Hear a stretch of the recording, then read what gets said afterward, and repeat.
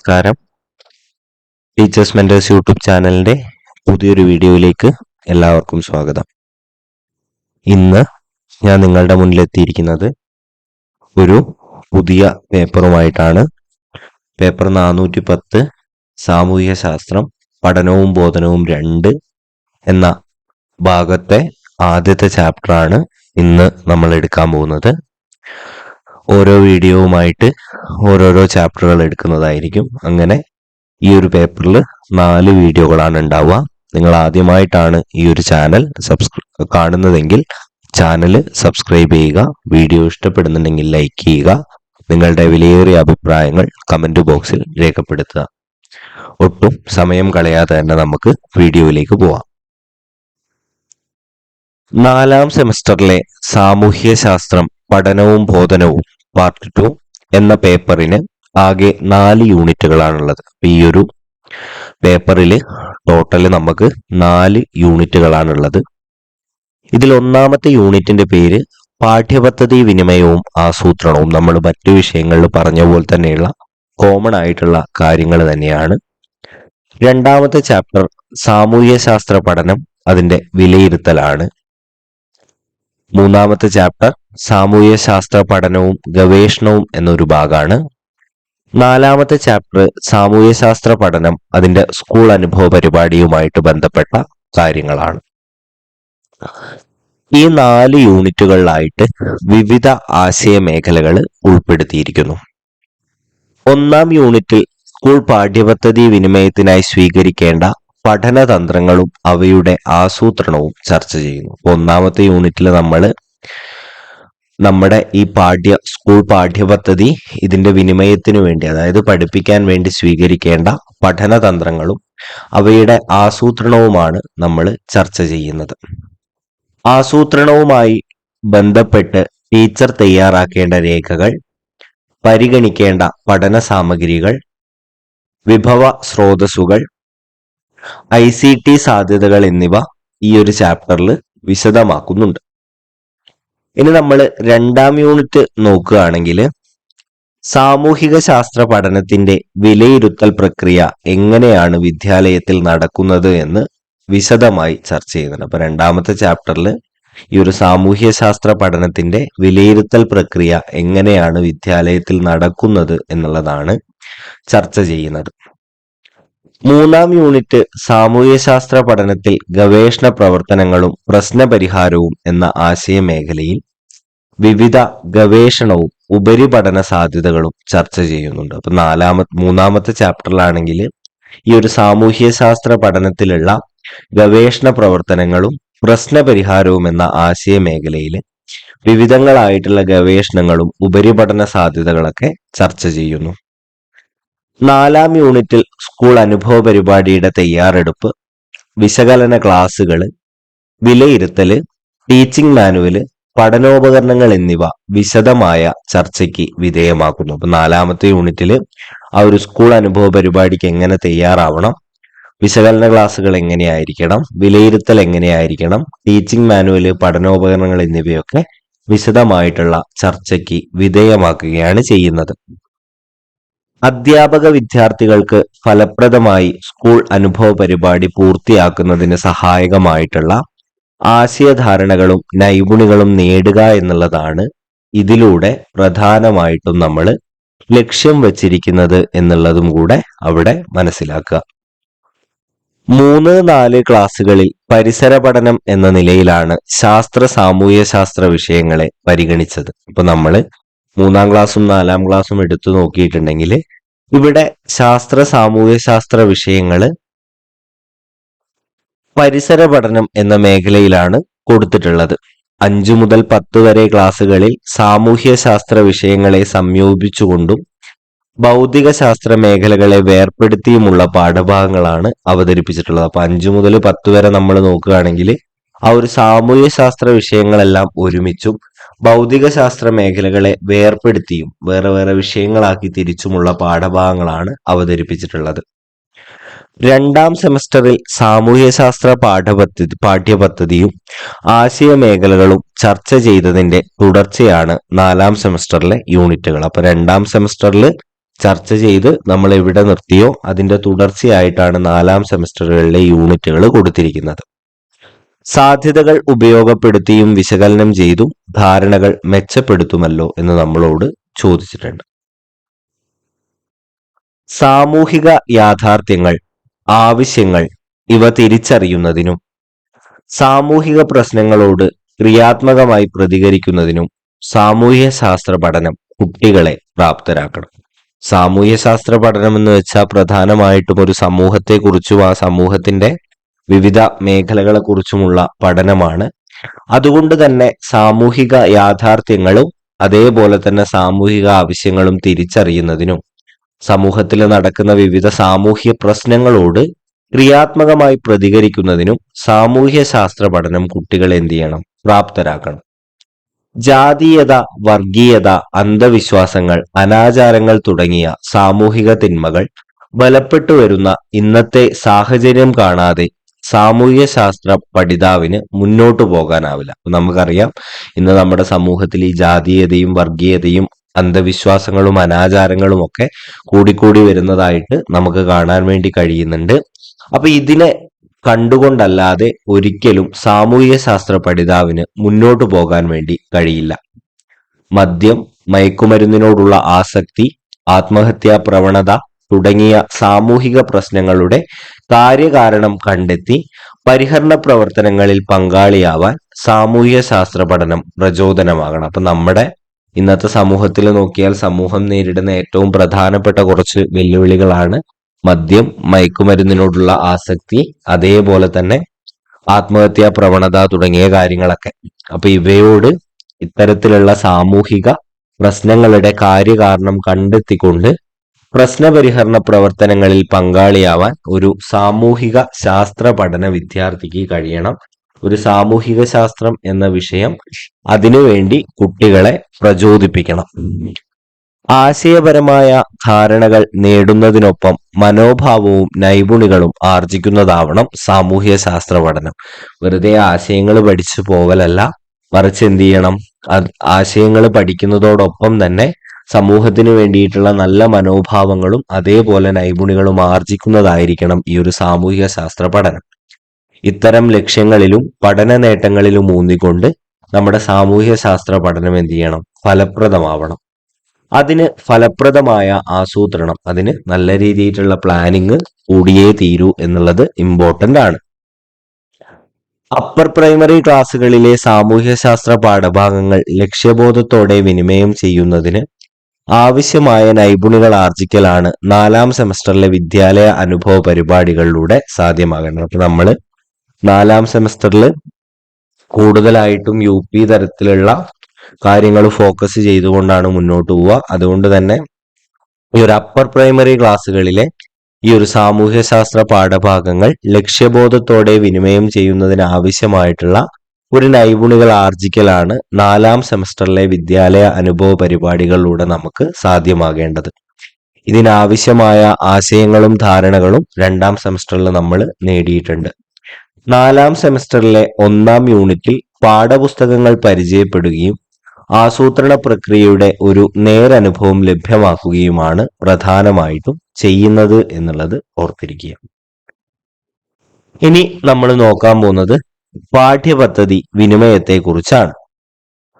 1-ാം സെമസ്റ്ററിൽ പേപ്പർ 106 പരിസര പഠനം, 2-ാം സെമസ്റ്ററിലെ 210 സാമൂഹ്യശാസ്ത്രം പഠനവും ബോധനവും എന്നീ ഭാഗങ്ങളിലായിട്ട് സാമൂഹ്യശാസ്ത്ര പാഠപദ്ധതിയുടെ പ്രധാന ആശയങ്ങൾ, പഠന ലക്ഷ്യങ്ങൾ എന്നിവ നമ്മൾ പരിചയപ്പെട്ടിട്ടുണ്ട്.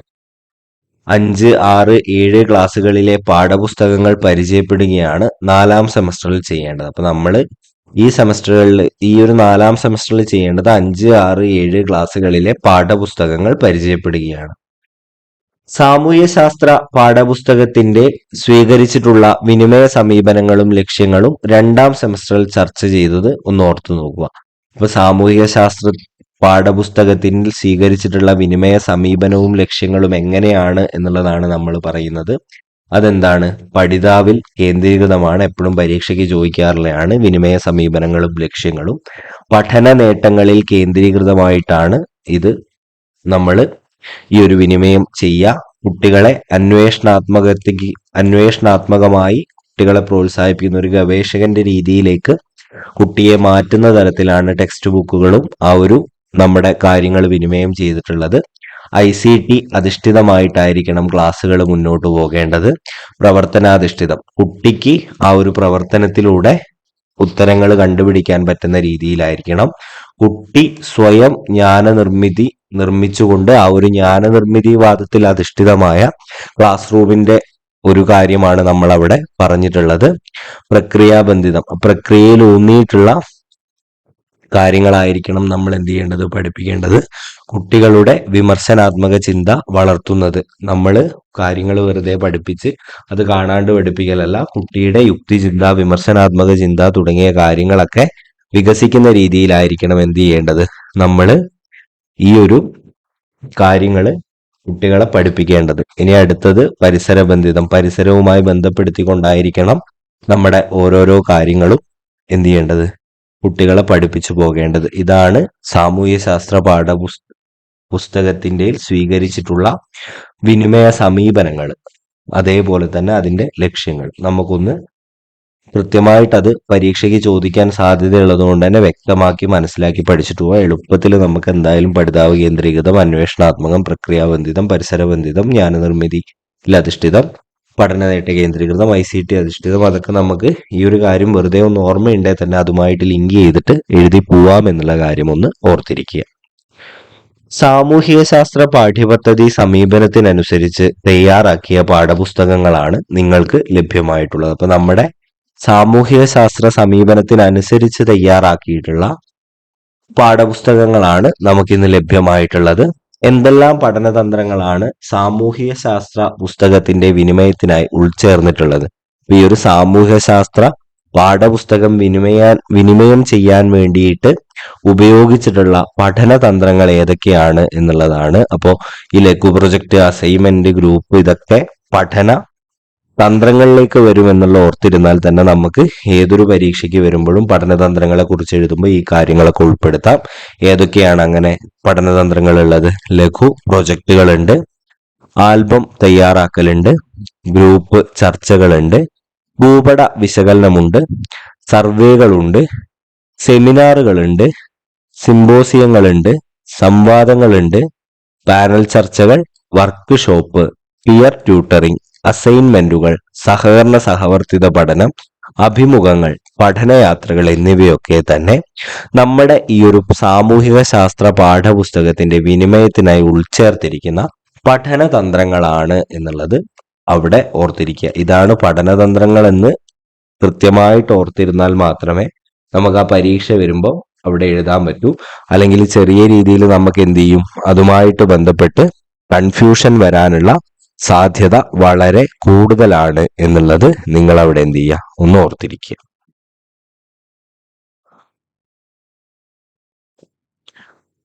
പാഠപുസ്തകവും വിനിമയവും എന്നുള്ളതാണ് അടുത്ത ഭാഗം. നമുക്ക് അവിടെ പറയുന്ന കാര്യങ്ങളൊന്ന് നോക്കാം. മനുഷ്യന്റെ സാമൂഹിക പുരോഗതിയെ സ്വാധീനിക്കുന്ന സംഭവങ്ങൾ, ആശയങ്ങൾ, പ്രതിഭാസങ്ങൾ, സ്ഥാപനങ്ങൾ തുടങ്ങിയവയെക്കുറിച്ചുള്ള പരസ്പര ബന്ധിതവും മനുഷ്യ കേന്ദ്രീകൃതവുമായ പഠനമാണ് സാമൂഹ്യശാസ്ത്രം. അപ്പൊ കൃത്യമായിട്ട് മനസ്സിലാക്കുക, മനുഷ്യന്റെ ഒരു സാമൂഹികമായ പുരോഗതികളെ സ്വാധീനിച്ചിട്ടുള്ള വിവിധങ്ങളായിട്ടുള്ള സംഭവങ്ങള്, ആശയങ്ങള്, പ്രതിഭാസങ്ങള്, സ്ഥാപനങ്ങള് തുടങ്ങിയവയൊക്കെ കുറിച്ചുള്ള പരസ്പര ബന്ധിതവും മനുഷ്യ കേന്ദ്രീകൃതവുമായിട്ടുള്ള ഒരു പഠനമാണ് നമ്മുടെ സാമൂഹ്യശാസ്ത്രം എന്ന് പറയുന്നത്. വ്യക്തികൾ തമ്മിലും വ്യക്തിയും സമൂഹവും തമ്മിലും സമൂഹവും പ്രകൃതിയും തമ്മിലുള്ള ബന്ധങ്ങളെക്കുറിച്ചുള്ള അന്വേഷണമാണ് സാമൂഹ്യശാസ്ത്ര പഠനത്തിൽ നടക്കേണ്ടത്. അപ്പൊ കൃത്യമായിട്ട് ഓർത്തിരിക്കുക, വ്യക്തികൾ തമ്മിലും അതേപോലെ വ്യക്തിയും സമൂഹവും തമ്മിലും ഇനി സമൂഹവും പ്രകൃതിയും തമ്മിലുമുള്ള ബന്ധങ്ങളെക്കുറിച്ചുള്ള അന്വേഷണമാണ് നമ്മൾ ഈ ഒരു സാമൂഹിക ശാസ്ത്ര പഠനത്തിൽ നടത്തുന്നത്.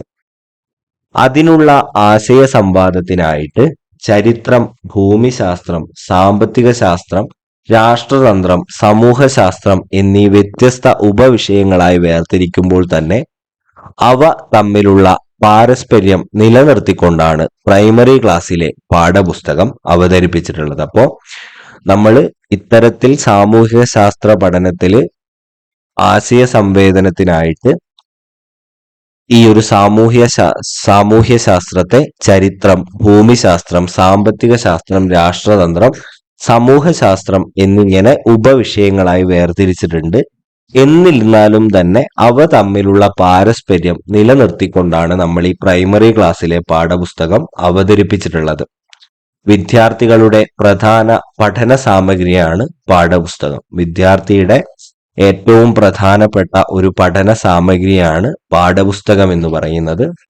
അത് കേവല വിവരണമല്ല, നിരീക്ഷണം, പരീക്ഷണം, താരതമ്യം ചെയ്യൽ, അപഗ്രഥനവും നിഗമനവും രൂപപ്പെടുത്തലും തുടങ്ങിയ പ്രക്രിയയ്ക്ക് പ്രേരണയും സൂചനയും നൽകുന്ന ഒരു ഉപാധി കൂടിയാണ് ഈ ഒരു പാഠപുസ്തകം എന്നുള്ളത് നമ്മൾ തിരിച്ചറിയാം. കേവലം വിവരണങ്ങൾ മാത്രം കൊടുത്തിട്ടുള്ള ഒരു പുസ്തകമല്ല നമ്മുടെ ഈ ഒരു ടെക്സ്റ്റ് ബുക്ക്. സ്വയം പഠനത്തിന് പ്രേരിപ്പിക്കുന്ന പാഠതരത്തിലും ആശയങ്ങളെ ജീവിതവുമായി ബന്ധിപ്പിക്കുന്ന തരത്തിലുമാകണം സാമൂഹ്യ ശാസ്ത്ര പാഠപുസ്തകത്തിന്റെ ഉപയോഗം. അപ്പൊ നമ്മുടെ ഈ ഒരു സാമൂഹ്യ ശാസ്ത്ര പുസ്തകം എന്ന് പറയുന്നത് എങ്ങനെയായിരിക്കണം? അത് കുട്ടിയെ സ്വയം പഠനത്തിന് പ്രേരിപ്പിക്കുന്ന തരത്തിലും കുട്ടിയുടെ ആശയത്തെ ജീവിതവുമായിട്ടും പരിസരവുമായിട്ടും ബന്ധിപ്പിക്കുന്ന തരത്തിലുമാവണം ഈ ഒരു പുസ്തകത്തിന്റെ ഉപയോഗം എന്ന് പറയുന്നത്.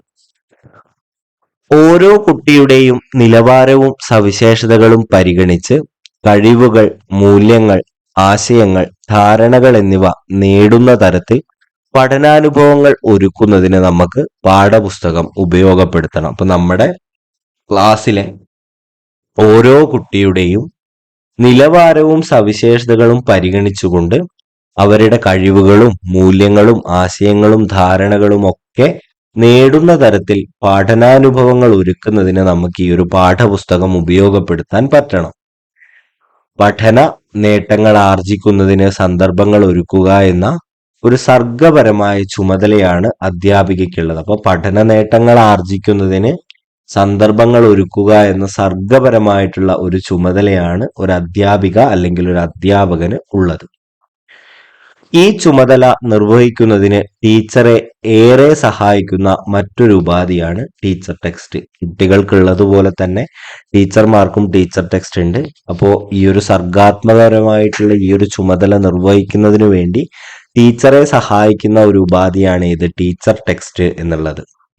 ഒരു പാഠഭാഗത്തിലൂടെ കുട്ടിയിലേക്ക് വിനിമയം ചെയ്യേണ്ട ശേഷികള്, ആശയങ്ങള്, ധാരണകള്, മനോഭാവങ്ങൾ, മൂല്യങ്ങൾ എന്നിവയൊക്കെ കണ്ടെത്തി അതിനുള്ള പഠന പ്രവർത്തനങ്ങൾ ആസൂത്രണം ചെയ്ത് നടപ്പിലാക്കുന്നതിനും വിലയിരുത്തുന്നതിനും എന്ത് സഹായിക്കുന്നു? ഈ ഒരു ടീച്ചർ ടെക്സ്റ്റ് സഹായിക്കുന്നു എന്നുള്ളത് അവിടെ നമ്മൾ തിരിച്ചറിയാം. 5, 6, 7 ക്ലാസ്സുകളിലെ സാമൂഹ്യശാസ്ത്ര പാഠപുസ്തകങ്ങൾ പരിശോധിക്കാൻ വേണ്ടി പറഞ്ഞിട്ടുണ്ട്.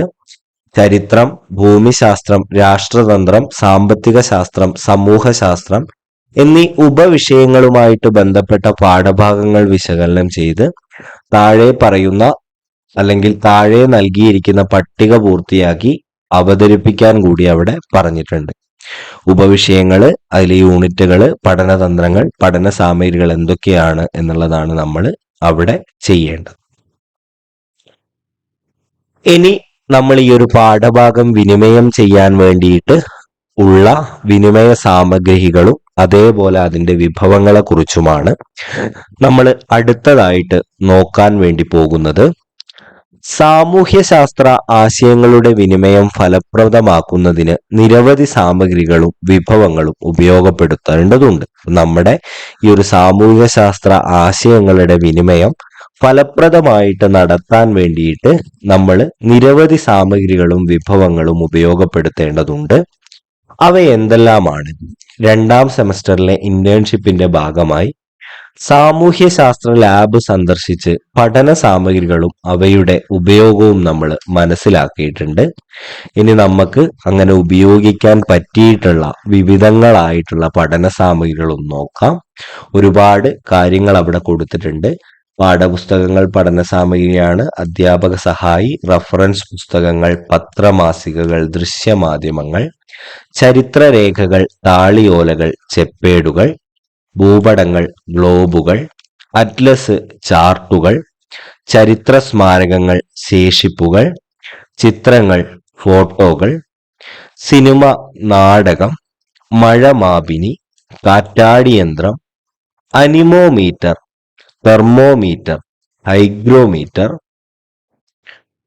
ബാരോമീറ്റർ, മാഗ്നറ്റിക് കോമ്പസ്, മോഡലുകൾ, ഇത് സൗരയൂഥം, ഭൂപടങ്ങളൊക്കെ ആവാം, സ്പെസിമനുകൾ, അത് ഫോസിലുകൾ, സ്റ്റഫ്ഡ് ജീവികൾ, പിന്നെ വിവിധങ്ങളായിട്ടുള്ള ശേഖരങ്ങൾ, ധാതുക്കൾ, ശിലകൾ, മണ്ണുകൾ, പിന്നെ ICT ഉപകരണങ്ങൾ, സോഫ്റ്റ്വെയർ. കൂടുതൽ കാര്യങ്ങൾ ഉണ്ടെങ്കിൽ നമുക്ക് അവിടെ ആഡ് ചെയ്യാനുള്ള സ്ഥലം കൂടി കൊടുത്തിട്ടുണ്ട്. തുടങ്ങിയ നിരവധി സാമഗ്രികൾ സാമൂഹ്യ ശാസ്ത്ര പഠനത്തിന് ആവശ്യമാണ്. ഇത്തരത്തിലുള്ള പല സാമഗ്രികളും എന്തിനാവശ്യമാണ്? നമ്മുടെ സാമൂഹ്യ ശാസ്ത്ര പഠനത്തിന് വേണ്ടി ആവശ്യമാണ്. ഏതെല്ലാം സാമഗ്രികൾ ഏതെല്ലാം പാഠഭാഗത്താണ് ഉപയോഗപ്പെടുത്തേണ്ടതെന്ന് കണ്ടെത്തി ബോധന സാമഗ്രികൾ ഉപയോഗിക്കുന്നതിന്റെ മേന്മകൾ നമ്മളോട് ചർച്ച ചെയ്യാൻ വേണ്ടി പറഞ്ഞിട്ടുണ്ട്. അറിവിന്റെ തലവും വ്യാപ്തിയും കൂടി വരുന്ന ഈ ഒരു കാലഘട്ടത്തിൽ പലതും നേരിട്ട് കാണുന്നതിനുള്ള അവസരങ്ങൾ ഇന്ന് കുറവാണ്. ഇവിടെയാണ് നേരനുഭവങ്ങൾ ഉണ്ടാക്കുന്നതിന് വേണ്ടി പഠന ബോധന സാമഗ്രികൾ സഹായകമാകുന്നത്. അപ്പൊ കുട്ടികൾക്ക് എന്താണ്, നേരനുഭവങ്ങൾ നൽകാനുള്ള സാഹചര്യങ്ങൾ കുറവായി വരുമ്പോൾ നമുക്ക് പറ്റുന്ന തരത്തിൽ നമ്മൾ എന്ത് ചെയ്യണം? ആ ഒരു നേരനുഭവങ്ങൾ ലഭ്യമാക്കുന്നതിന് പഠന ബോധന സാമഗ്രികൾ നമ്മൾ ഉപയോഗിക്കണം എന്നുള്ളത് അവിടെ തിരിച്ചറിയാൻ. സാമൂഹിക ശാസ്ത്ര പഠനത്തിന് സഹായകമാകുന്ന ഡിജിറ്റൽ വിഭവങ്ങൾ എന്തെല്ലാം? ലഭ്യമാവുന്ന ബ്ലോഗുകളും വെബ്സൈറ്റുകളും കണ്ടെത്തിയൊന്ന് പട്ടികപ്പെടുത്താൻ അവിടെ പറഞ്ഞിട്ടുണ്ട്. ആസൂത്രണം. ഏതൊരു പ്രവർത്തന പദ്ധതിയുടെയും ലക്ഷ്യപ്രാപ്തി ശാസ്ത്രീയമായ ആസൂത്രണത്തെ ആശ്രയിച്ചിരിക്കുന്നു. ഏതൊരു പ്രവർത്തനവും കൃത്യമായിട്ട് ലക്ഷ്യം കാണണമെങ്കിൽ അത് ശാസ്ത്രീയമായിട്ടുള്ള ആസൂത്രണത്തെ ആശ്രയിച്ചിട്ടാണ് ഇരിക്കുക.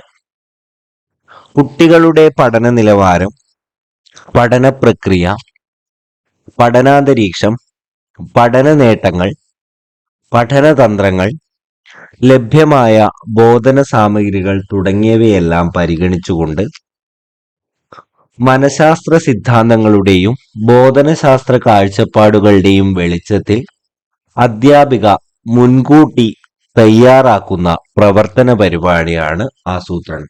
അതായത് നമ്മളൊരു കുട്ടിയെ സംബന്ധിച്ചിടത്തോളം ആ കുട്ടിയുടെ പഠന നിലവാരം, ആ കുട്ടിയുടെ പഠന പ്രക്രിയ, ആ കുട്ടിയുടെ പഠനാന്തരീക്ഷം, കുട്ടിക്ക് നമ്മൾ നൽകുന്ന പഠന നേട്ടങ്ങള്, വിവിധ പഠനതന്ത്രങ്ങള്, ലഭ്യമായ ബോധന സാമഗ്രികള് എന്നീ കാര്യങ്ങളെല്ലാം പരിഗണിച്ചുകൊണ്ട് മനഃശാസ്ത്ര സിദ്ധാന്തങ്ങളുടെയും അതേപോലെ തന്നെ ബോധനശാസ്ത്ര കാഴ്ചപ്പാടുകളുടെയും വെളിച്ചത്തില് അധ്യാപിക മുൻകൂട്ടി തയ്യാറാക്കുന്ന ഒരു പ്രവർത്തന പരിപാടിയെ നമുക്ക് ആസൂത്രണം എന്ന് പറയാൻ വേണ്ടിയിട്ട് കഴിയും.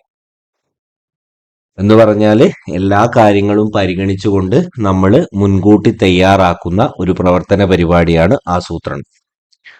പഠന നേട്ടങ്ങൾ ആർജിക്കുന്നതിനുള്ള ആസൂത്രിതമായിട്ടുള്ള പ്രക്രിയ ആണിത്. അപ്പൊ നമ്മളെ പ്രധാന ലക്ഷ്യം എന്ന് പറയുന്നത്, നമ്മൾ എന്തിനാണ് ആസൂത്രണം ചെയ്യുന്നത് എന്ന് ചോദിച്ചിട്ടുണ്ടെങ്കിൽ പഠന നേട്ടങ്ങൾ ആർജിക്കുന്നതിനുള്ള ഒരു ആസൂത്രണ പ്രക്രിയയാണ്. വളരെ സൂക്ഷ്മതയോടെയും കരുതലോടും നടക്കേണ്ടതാണ് ഈ ഒരു ആസൂത്രണം എന്നുള്ളത്. വളരെ സൂക്ഷ്മതയോടെയും കരുതലോടെയും നടക്കേണ്ടതാണ് ആസൂത്രണം. ആസൂത്രണം ഫലപ്രദമായാൽ തുടർന്നുള്ള പ്രക്രിയകളും നന്നായിട്ട് നടക്കും. നമ്മൾ ആസൂത്രണം കൃത്യമായിട്ട് നടത്തി കഴിഞ്ഞാൽ തുടർന്നുള്ള പ്രക്രിയയും അതിനനുസൃതമായി നല്ല രീതിയിൽ നടക്കും. ഏതെല്ലാം തരത്തിലുള്ള ആസൂത്രണമാണ് സാമൂഹിക ശാസ്ത്ര അധ്യാപികയ്ക്ക് നിർവഹിക്കാനുള്ളത് എന്ന് നമുക്ക് വിശദമായിട്ട് ഒന്ന് പരിശോധിക്കാം. അതിൽ പ്രധാനപ്പെട്ട ആസൂത്രണങ്ങളാണ് വാർഷിക ആസൂത്രണം, പ്രതിമാസ ആസൂത്രണം, യൂണിറ്റ് ആസൂത്രണം, ദൈനംദിന ആസൂത്രണം എന്നിവ. അതിൽ ഓരോന്നായിട്ട് ഇനി നമ്മൾ എന്ത് ചെയ്യാം, പ്രത്യേകം ഇവിടെ നോക്കാൻ പോവുകയാണ്. ആദ്യമായിട്ട് വാർഷികാസൂത്രണവും പ്രതിമാസ ആസൂത്രണവും. കേരള വിദ്യാഭ്യാസ വകുപ്പ് പ്രസിദ്ധീകരിക്കുന്ന വിദ്യാഭ്യാസ കലണ്ടർ എല്ലാ വിദ്യാലയങ്ങളിലും ലഭ്യമാണ്. നമ്മുടെ കേരളത്തിന്റെ വിദ്യാഭ്യാസ വകുപ്പ് പ്രസിദ്ധീകരിക്കുന്ന ഒരു വിദ്യാഭ്യാസ കലണ്ടർ ഉണ്ട്. ഈ വിദ്യാഭ്യാസ കലണ്ടർ എല്ലാ വിദ്യാലയങ്ങളിലും ലഭ്യമാണ് ഇന്ന്. വിദ്യാഭ്യാസ കലണ്ടർ നമ്മൾ നിരീക്ഷിക്കുക. എന്തെല്ലാം വിവരങ്ങളാണ് കലണ്ടറിൽ നിന്നും ലഭ്യമാവുക എന്നൊന്ന് നോക്കുക. നമ്മൾ ഒരു വിദ്യാഭ്യാസ കലണ്ടർ പരിശോധിച്ചു കഴിഞ്ഞാൽ അതിൽ പ്രവൃത്തി ദിനങ്ങളുടെ എണ്ണം, അവധി ദിനങ്ങള്, ദിനാചരണങ്ങള്, മേളകള്, പരീക്ഷാ ദിനങ്ങള് തുടങ്ങിയ കാര്യങ്ങളൊക്കെ നമുക്ക് എന്ത് ചെയ്യാൻ പറ്റും? മനസ്സിലാക്കാൻ വേണ്ടിയിട്ട് കഴിയും. ഓരോ വർഷവും വിദ്യാലയങ്ങളിൽ നടക്കേണ്ട പ്രവർത്തനങ്ങളുടെ സമയക്രമം മുൻകൂട്ടി നിശ്ചയിച്ചിട്ടുണ്ടെന്ന് മനസ്സിലായല്ലോ. അപ്പോൾ ഓരോ വർഷവും നമ്മുടെ വിദ്യാലയങ്ങളിൽ നടക്കേണ്ട പ്രവർത്തനങ്ങളുടെ കൃത്യമായിട്ടുള്ള സമയക്രമം എന്ത് ചെയ്തിട്ടുണ്ട്? മുൻകൂട്ടി ഇവിടെ നിശ്ചയിക്കപ്പെട്ടിട്ടുണ്ട്. ലഭ്യമായ പ്രവൃത്തി ദിനങ്ങളുടെ അടിസ്ഥാനത്തിൽ ഓരോ ക്ലാസ്സിലും ഓരോ മാസവും വിനിമയം ചെയ്യേണ്ട പാഠഭാഗങ്ങൾ നിശ്ചയിച്ച് സ്കീം ഓഫ് വർക്ക് വിദ്യാഭ്യാസ വകുപ്പ് തയ്യാറാക്കി വിദ്യാലയങ്ങൾക്ക് നൽകുന്നുണ്ട്. അപ്പൊ നമ്മള് ഈ ഒരു ലഭ്യമായിട്ടുള്ള പ്രവൃത്തി ദിനങ്ങളെ അടിസ്ഥാനത്തില് ഓരോ ക്ലാസ്സിലും ഓരോ മാസവും വിനിമയം ചെയ്യേണ്ട പാഠഭാഗങ്ങള് സ്കീം ഓഫ് വർക്ക് എന്ന പേരിൽ വിദ്യാഭ്യാസ വകുപ്പ് തയ്യാറാക്കിയിട്ട് ഓരോ വിദ്യാലയത്തിനും നൽകുന്നുണ്ട്. ഇതിന്റെ അടിസ്ഥാനത്തിൽ 5, 6, 7 ക്ലാസ്സുകളിലെ സാമൂഹിക ശാസ്ത്ര പാഠഭാഗങ്ങളുടെ കലണ്ടർ നേരത്തെ നമുക്ക് നിശ്ചയിക്കണം. അപ്പൊ ഈ ഒരു കലണ്ടറിന്റെ അടിസ്ഥാനത്തിൽ നമുക്ക് എന്തു പറ്റും? 5, 6, 7 ക്ലാസ്സുകളിലെ ഈ ഒരു സാമൂഹ്യ ശാസ്ത്ര പാഠഭാഗങ്ങളുടെ വിനിമയ കലണ്ടർ ഏതൊക്കെ പാഠഭാഗങ്ങൾ ഏതൊക്കെ മാസത്തിൽ എടുക്കണം എന്നുള്ളത് നേരത്തെ നിശ്ചയിക്കാൻ വേണ്ടിയിട്ട് കഴിയും. ഓരോ വർഷവും പ്രവൃത്തി ദിനങ്ങളുടെ അടിസ്ഥാനത്തിൽ സ്കീം ഓഫ് വർക്കിൽ നമുക്ക് മാറ്റം വരുത്താൻ വേണ്ടിയിട്ട് കഴിയും. ഇങ്ങനെ തയ്യാറാക്കുന്ന വാർഷിക പ്രവർത്തന കലണ്ടറാണ് വാർഷികാസൂത്രണം. അപ്പൊ ഇങ്ങനെ തയ്യാറാക്കുന്ന ഒരു വാർഷിക പ്രവർത്തന കലണ്ടറാണ് വാർഷികാസൂത്രണം എന്നുള്ളത് മനസ്സിലാക്കുക. ആകെ പാഠഭാഗങ്ങളെ പ്രതിമാസ അടിസ്ഥാനത്തിൽ വിഭജിക്കുമ്പോൾ പ്രവൃത്തി ദിനങ്ങളുടെ എണ്ണം, ഉള്ളടക്ക വ്യാപ്തി തുടങ്ങിയവ പരിഗണിക്കുന്നു. അപ്പൊ കൃത്യമായിട്ട് നമ്മൾ അങ്ങ് ഇന്ന ചാപ്റ്റർ ഇന്ന ദിവസം എന്ന് തീർക്കുമെന്നങ്ങ് പറയലല്ല, മറിച്ച് ആ പാഠഭാഗങ്ങളെ നമ്മൾ പ്രതിമാസ അടിസ്ഥാനത്തിൽ വിഭജിക്കുമ്പോൾ പ്രവൃത്തി ദിനങ്ങളുടെ എണ്ണം, ആ ഒരു ചാപ്റ്ററിന്റെ ഉള്ളടക്കത്തിന്റെ വ്യാപ്തി തുടങ്ങിയ കാര്യങ്ങളൊക്കെ നമ്മൾ പരിഗണിക്കുന്നു. ഇവ ടീച്ചർ ടെക്സ്റ്റിൽ പ്രസിദ്ധീകരിക്കുന്നത് കൂടാതെ എല്ലാ വർഷവും മാറ്റങ്ങൾക്കനുസരിച്ച് വിദ്യാഭ്യാസ വകുപ്പ് പ്രസിദ്ധീകരിക്കുന്നുമുണ്ട്. അപ്പൊ നമ്മുടെ ടീച്ചർ ടെക്സ്റ്റുകളിൽ ഈ ഒരു സ്കീം ഓഫ് വർക്ക് അവൈലബിൾ ആണ്. എന്നിരുന്നാൽ തന്നെ എല്ലാ വർഷവും മാറ്റങ്ങൾക്കനുസരിച്ച് വിദ്യാഭ്യാസ വകുപ്പ് എന്ത് ചെയ്യുന്നുണ്ട്? ഈ ഒരു നമ്മുടെ സ്കീം ഓഫ് വർക്ക് പ്രസിദ്ധീകരിക്കുന്നുണ്ട്. 6ാം ക്ലാസ്സിലെ സാമൂഹിക ശാസ്ത്രം വാർഷിക പദ്ധതി വിശകലനം ചെയ്യാൻ വേണ്ടി പറഞ്ഞിട്ടുണ്ട്. ഈ വർഷത്തെ വാർഷിക പദ്ധതിയുമായിട്ട് എന്തെങ്കിലും മാറ്റങ്ങൾ ഉണ്ടോ എന്നൊന്ന് പരിശോധിച്ചു നോക്കാൻ കൂടി അവിടെ പറഞ്ഞിട്ടുണ്ട്. ഇനി അടുത്ത ഭാഗം അക്കാദമിക മാസ്റ്റർ പ്ലാനും ആസൂത്രണവുമാണ്. ലക്ഷ്യം നേടുന്നതിനും പ്രവർത്തനങ്ങൾ സുഗമമാക്കുന്നതിനും അക്കാദമിക, ഭൗതിക, സാമൂഹിക മേഖലകളിലായി നടപ്പിലാക്കുന്ന മുഴുവൻ പദ്ധതികളും ഉൾപ്പെടുത്തി തയ്യാറാക്കുന്ന വികസന പദ്ധതിയാണ് academic master plan.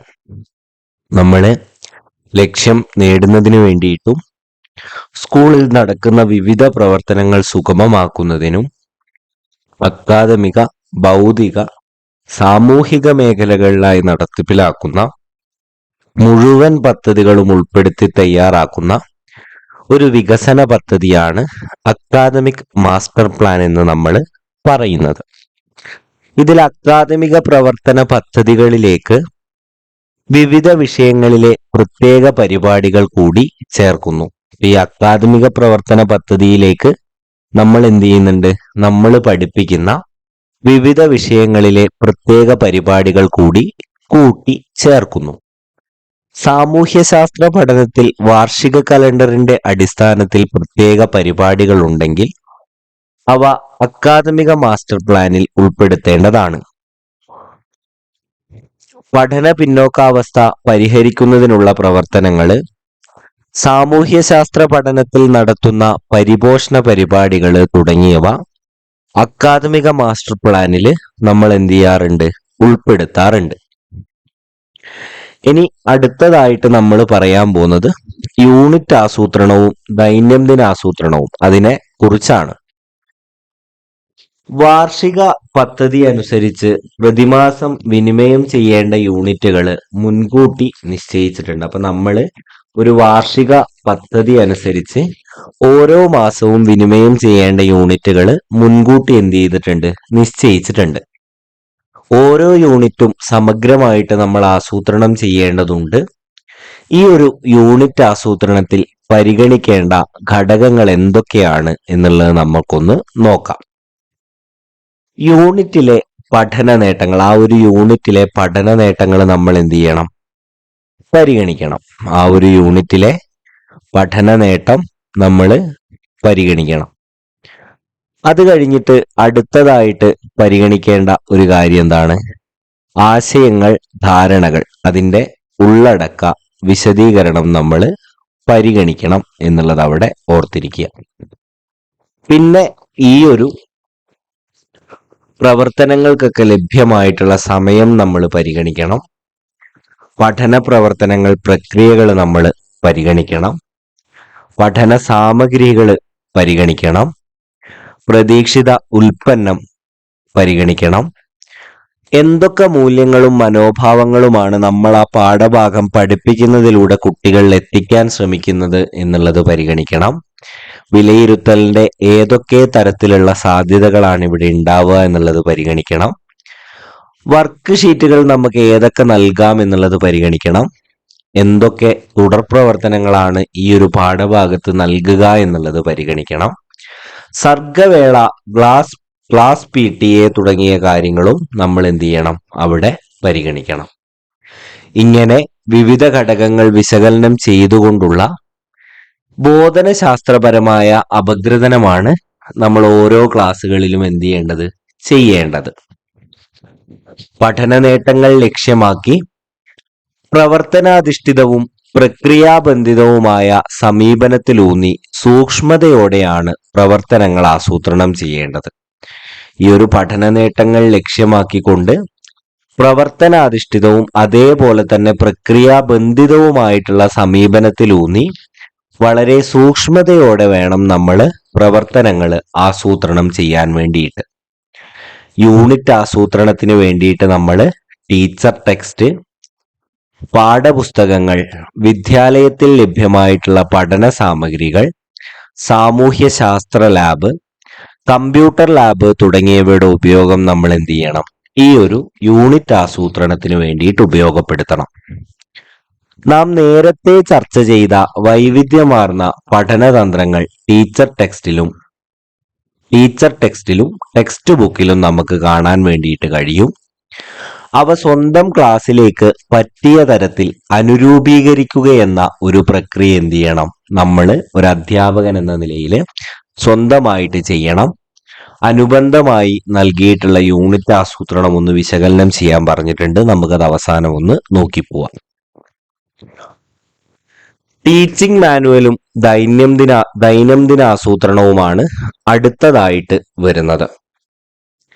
Teacher educator തയ്യാറാക്കിയ സാമൂഹ്യശാസ്ത്രത്തിലെ ഒരു ദൈനംദിന ആസൂത്രണം പരിശോധിക്കാൻ വേണ്ടി പറഞ്ഞിട്ടുണ്ട്. നിങ്ങളുടെ DLED വിദ്യാലയത്തിലെ ടീച്ചർ എഡ്യൂക്കേറ്റർ തയ്യാറാക്കിയിട്ടുള്ള ഒരു ദൈനംദിന ആസൂത്രണം ഒന്ന് പരിശോധിച്ചു നോക്കാൻ പറഞ്ഞുകൊണ്ട് യൂണിറ്റ് ആസൂത്രണത്തിൽ നിന്നുമാണ് ദൈനംദിന ആസൂത്രണത്തിലേക്ക് കിടക്കേണ്ടത്. ആദ്യം നമ്മൾ എന്ത് ചെയ്യണം? യൂണിറ്റ് ആസൂത്രണം ചെയ്യണം. ഈ യൂണിറ്റ് ആസൂത്രണത്തിൽ നിന്നാണ് നമ്മൾ എന്ത് ചെയ്യേണ്ടത്? ദൈനംദിന ആസൂത്രണത്തിലേക്ക് കടക്കേണ്ടത്. ഓരോ ദിവസവും എന്തെല്ലാം പ്രവർത്തനങ്ങളാണ് നടക്കേണ്ടതെന്ന് മുൻകൂട്ടി കണ്ട് ആവശ്യമായ തയ്യാറെടുപ്പുകൾ നടത്തുന്നതാണ് ദൈനംദിന ആസൂത്രണം. അപ്പൊ നമ്മുടെ ക്ലാസ്സിൽ ഓരോ ദിവസവും എന്തെല്ലാം പ്രവർത്തനങ്ങളാണ് നടക്കേണ്ടതെന്ന് മുൻകൂട്ടി കണ്ടുകൊണ്ട് ആവശ്യമായ തയ്യാറെടുപ്പുകൾ നടത്തുന്നതാണ് ഈ ഒരു ദൈനംദിന ആസൂത്രണം എന്ന് പറയുന്നത്. പഠന നേട്ടങ്ങൾ പരിഗണിച്ച് പഠന പ്രവർത്തനങ്ങളുടെ സൂക്ഷ്മാംശങ്ങൾ ഉൾപ്പെടുത്തിയാണ് ആസൂത്രണം നടത്തേണ്ടത്. അപ്പൊ നമ്മൾ ഈ ഒരു പഠന നേട്ടങ്ങളൊക്കെ പരിഗണിച്ചുകൊണ്ട് പഠന പ്രവർത്തനങ്ങളുടെ സൂക്ഷ്മാംശങ്ങൾ ഉൾപ്പെടുത്തിക്കൊണ്ടാണ് എന്ത് ചെയ്യേണ്ടത്, ഈ ഒരു ആസൂത്രണം നമ്മൾ നടത്തേണ്ടത്. ആസൂത്രണം ചെയ്തവ എഴുതി തയ്യാറാക്കുന്ന രേഖയാണ് ടീച്ചിങ് മാനുവൽ. അപ്പൊ നമ്മൾ ഒരു ദൈനംദിന ആസൂത്രണം നടത്തി ഈ ഒരു ആസൂത്രണം ചെയ്തവ എഴുതി തയ്യാറാക്കുന്ന ഒരു രേഖയായിട്ട് വേണം നമ്മൾ എന്ത് ചെയ്യാൻ, ഈ ഒരു ടീച്ചിങ് മാനുവലിനെ മനസ്സിലാക്കാൻ വേണ്ടി. കുട്ടികൾ ചെയ്യേണ്ട പ്രവർത്തനങ്ങൾ, അവ നടത്തുന്നതിന് അധ്യാപികയുടെ പങ്ക്, പ്രവർത്തനത്തിലൂടെ രൂപപ്പെടേണ്ട ആശയങ്ങൾ, ധാരണകൾ, ഈ ഒരു പ്രവർത്തനത്തിലൂടെ കുട്ടി നേടേണ്ട മൂല്യങ്ങൾ, മനോഭാവങ്ങൾ, ഈ ഒരു പ്രവർത്തനത്തിന് ആവശ്യമായിട്ടുള്ള പഠന സാമഗ്രികൾ, ഈ ഒരു പ്രവർത്തനത്തിൽ നിന്ന് പ്രതീക്ഷിക്കുന്ന ഉൽപ്പന്നങ്ങൾ തുടങ്ങിയവയൊക്കെ നമ്മൾ എന്ത് ചെയ്യണം, ഈ ഒരു ദൈനംദിന ആസൂത്രണത്തിൽ പരിഗണിക്കേണ്ടതുണ്ട്. ഓരോ ഘട്ടത്തിലും കുട്ടികളുടെ പ്രതികരണങ്ങളും നേട്ടങ്ങളും പരിമിതികളും നമ്മൾ രേഖപ്പെടുത്തണം. ഇതിന്റെ അടിസ്ഥാനത്തിലായിരിക്കണം നമ്മൾ എന്ത് ചെയ്യേണ്ടത്, ഈ ഒരു തുടർ പ്രവർത്തനങ്ങൾ തീരുമാനിക്കേണ്ടത്. അപ്പൊ ഒരു ടീച്ചിങ് മാനുവലിൽ നിന്ന് കിട്ടിയ ഇൻപുട്ട് അനുസരിച്ച് വേണം നമ്മൾ എന്ത് ചെയ്യാൻ, അടുത്ത ടീച്ചിങ് മാനുവലുകൾ പ്രിപ്പയർ ചെയ്യാൻ വേണ്ടിയിട്ട്. ഇനി അടുത്തതായിട്ട് പറയുന്നത് ടീച്ചിങ് മാനുവലിലെ ഘടകങ്ങളെ കുറിച്ചാണ്. പഠന പ്രവർത്തനങ്ങളുടെ ഫലമായി കുട്ടികളിൽ പ്രകടമാകേണ്ട അറിവ്, ശേഷികൾ, മനോഭാവങ്ങൾ, മൂല്യങ്ങൾ എന്നിവ ഉൾപ്പെടുത്തുന്നതാണ് പഠന നേട്ടം. അപ്പൊ പഠന നേട്ടം എന്താണ് എന്നുള്ളത് കൃത്യമായിട്ട് അവിടെ മനസ്സിലാക്കി വെക്കുക. ഒരു പഠന പ്രവർത്തനത്തിന്റെ ഫലമായിട്ട് ഒരു കുട്ടിയിൽ പ്രകടമാകേണ്ട അറിവ്, ശേഷികൾ, മനോഭാവങ്ങൾ, മൂല്യങ്ങൾ എന്നിവയൊക്കെ ഉൾപ്പെടുന്നതാണ് ഒരു പഠന നേട്ടം എന്ന് പറയുന്നത്. ഇവ ഒരു പ്രവർത്തനത്തിലൂടെ നേടുന്നതും ദീർഘകാല അടിസ്ഥാനത്തിൽ നേടുന്നതുമുണ്ട്. ഇവ എന്തുണ്ട്, ഒരു പ്രവർത്തനത്തിലൂടെ നേടുന്നതുമുണ്ട്, അല്ലെങ്കിൽ ഒരു ദീർഘകാല അടിസ്ഥാനത്തിൽ നേടുന്നതുമുണ്ട്. പഠന നേട്ടം നിരീക്ഷിക്കാനും ആർജിച്ചുവോ എന്ന് വിലയിരുത്താനും കഴിയുന്നതാണ്. ഈ ഒരു പഠന നേട്ടം എന്ന് പറയുന്നത് കുട്ടി ആർജിച്ചിട്ടുണ്ടോ എന്ന് നമുക്ക് എന്ത് ചെയ്യാൻ പറ്റും, വിലയിരുത്താൻ കഴിയുമെന്നുള്ളത് അവിടെ ഓർത്തിരിക്കുക. പ്രകൃതിയിൽ നിന്ന്, ഇതിന്റെ ഒരു ഉദാഹരണം പറയാണ്, പ്രകൃതിയിൽ നിന്ന് നേരിട്ട് ലഭിക്കുന്നതും ഉപയോഗ്യവുമായ വസ്തുക്കളാണ് പ്രകൃതി വിഭവങ്ങൾ എന്ന് തിരിച്ചറിഞ്ഞ് കുട്ടി പട്ടികപ്പെടുത്തുന്നുണ്ട്. അപ്പോൾ പട്ടികപ്പെടുത്തുന്നുണ്ട്, കുട്ടി ആ ഒരു പഠന നേട്ടം കൈവരിച്ചു. പട്ടികപ്പെടുത്തുന്നില്ലേ, കുട്ടി ആ ഒരു പഠന നേട്ടം കൈവരിക്കാൻ കഴിഞ്ഞിട്ടില്ല. പ്രകൃതി വിഭവങ്ങളെ പുനഃസ്ഥാപിക്കാൻ കഴിയുന്നവയെന്നും പുനഃസ്ഥാപിക്കാൻ കഴിയാത്തവയെന്നും കുട്ടി തരം തിരിച്ചിട്ടുണ്ടെങ്കിൽ ആ ഒരു പഠന നേട്ടം എന്തായിട്ടുണ്ട്, കുട്ടി കൈവരിച്ചിട്ടുണ്ട് എന്നുള്ളത് അവിടെ മനസ്സിലാക്കാൻ വേണ്ടിയിട്ട് നമുക്ക് കഴിയും. ആശയങ്ങൾ, ധാരണകൾ. വിവിധ പഠന പ്രവർത്തനങ്ങളിലൂടെ കടന്നു പോകുമ്പോൾ കുട്ടികൾ നേടുന്ന അറിവുകളാണ് ആശയങ്ങളും ധാരണകളും. വിവിധ പഠന പ്രവർത്തനങ്ങളിലൂടെ ഒരു കുട്ടി ഒരു പഠന പ്രവർത്തനത്തിലൂടെ കടന്നു പോകുമ്പോൾ കുട്ടികൾ നേടുന്ന അറിവുകളാണ് ഈ ഒരു ആശയങ്ങളും ധാരണകളും എന്നുള്ളത് നമ്മൾ അറിഞ്ഞിരിക്കുക. ഇതിനുദാഹരണമാണ് വിഭവങ്ങൾ, വിഭവശോഷണം, വിഭവ സംരക്ഷണം, സുസ്ഥിര വികസനം തുടങ്ങിയ കാര്യങ്ങളൊക്കെ കുട്ടികൾ മനസ്സിലാക്കുന്നത്. ഇനി നമ്മൾ അടുത്തതായിട്ട് പറയാൻ പോകുന്നത് മൂല്യങ്ങൾ, മനോഭാവങ്ങൾ എന്നുള്ള കാര്യങ്ങളാണ്. പാഠ്യപദ്ധതി വിനിമയം ചെയ്യുന്നതിലൂടെ കുട്ടികളിൽ വളർന്നു വരേണ്ട മാനസിക പരിവർത്തനങ്ങളാണ് മൂല്യങ്ങളും മനോഭാവങ്ങളും. നമ്മൾ ഈ ഒരു പാഠ്യപദ്ധതി കുട്ടികൾക്ക് വേണ്ടി എന്ത് ചെയ്യുന്നു, വിനിമയം ചെയ്യുന്നു. അപ്പൊ ഈ ഒരു വിനിമയം ചെയ്യുന്നതിലൂടെ കുട്ടികളിൽ വളർന്നു വരേണ്ട മാനസിക പരിവർത്തനങ്ങളാണ് നമ്മൾ ഈ പറയുന്ന മൂല്യങ്ങളും മനോഭാവങ്ങളും എന്നുള്ളത്. മാനവിക മൂല്യങ്ങളും ഭരണഘടനാ മൂല്യങ്ങളും ഉണ്ട്. അപ്പൊ മൂല്യങ്ങളെ നമുക്ക് എന്ത് ചെയ്യാം, രണ്ടായിട്ട് തരംതിരിക്കാൻ പറ്റും. അതിലൊന്നാണ് മാനവിക മൂല്യം, രണ്ടാമതാണ് ഭരണഘടനാ മൂല്യം. ഇവ ഒരു ക്ലാസ്സിലോ ഒരു വിഷയത്തിലോ മാത്രം ഉൾക്കൊള്ളുന്നവയല്ല. ഈ മൂല്യങ്ങളും മനോഭാവങ്ങളും എന്ന് പറയുന്നത് ഒരു ക്ലാസ്സിലോ അല്ലെങ്കിൽ ഒരു വിഷയത്തിലോ മാത്രം ഉൾക്കൊള്ളുന്നതല്ല. സാമൂഹ്യശാസ്ത്ര മൂല്യങ്ങൾക്ക് ഉദാഹരണങ്ങൾ നമുക്കൊന്ന് നോക്കാം. ജനാധിപത്യ ബോധം, സമത്വം, സഹിഷ്ണുത, പൈതൃകങ്ങളോടുള്ള ആദരവ്, ശാസ്ത്രീയ മനോഭാവം, വിഭവ സംരക്ഷണം, മിതവ്യശീലം, റോഡ് സുരക്ഷാബോധം, മതനിരപേക്ഷത, പൗരധർമ്മം, അവകാശബോധം, നിയമബോധം, ശുചിത്വശീലങ്ങൾ, ലഹരിവിരുദ്ധ മനോഭാവം, ലിംഗനീതി, പ്രതികരണശേഷി, സഹജീവി സ്നേഹം, സംഘബോധം, വിമർശന ചിന്ത തുടങ്ങിയവയൊക്കെ എന്താണ് ഈ ഒരു സാമൂഹിക ശാസ്ത്ര പഠനത്തിലൂടെ അല്ലെങ്കിൽ പഠനം എന്ന പ്രക്രിയയിലൂടെ ഓരോ ആളുകളും ആർജിച്ചെടുക്കേണ്ട ശേഷിയാണ് എന്നുള്ളത് അവിടെ തിരിച്ചറിയാം. അപ്പൊ ടീച്ചിങ് മാനുവലിന്റെ മറ്റൊരു ഭാഗമാണ് ഈ ഒരു മൂല്യങ്ങളും മനോഭാവങ്ങളും. ഇനി അടുത്തതായിട്ട് നമുക്ക് പറയാനുള്ളത് ഏതാണ് എന്ന് ചോദിച്ചാൽ പഠന പ്രവർത്തനങ്ങൾ, അതിന്റെ പ്രക്രിയകൾ എന്നുള്ളതാണ്. സാമൂഹ്യ ശാസ്ത്രത്തിന്റെ പഠന രീതി നമ്മളിപ്പോ ചർച്ച ചെയ്തു. എന്തു പഠിക്കണം എന്നതുപോലെ പ്രധാനമാണ് എങ്ങനെ പഠിക്കണം എന്നത്. എന്തു പഠിക്കണം എന്നുള്ളതുപോലെ തന്നെ വളരെ പ്രധാനപ്പെട്ട ഒരു കാര്യമാണ് എങ്ങനെ പഠിക്കണം എന്നുള്ളത്.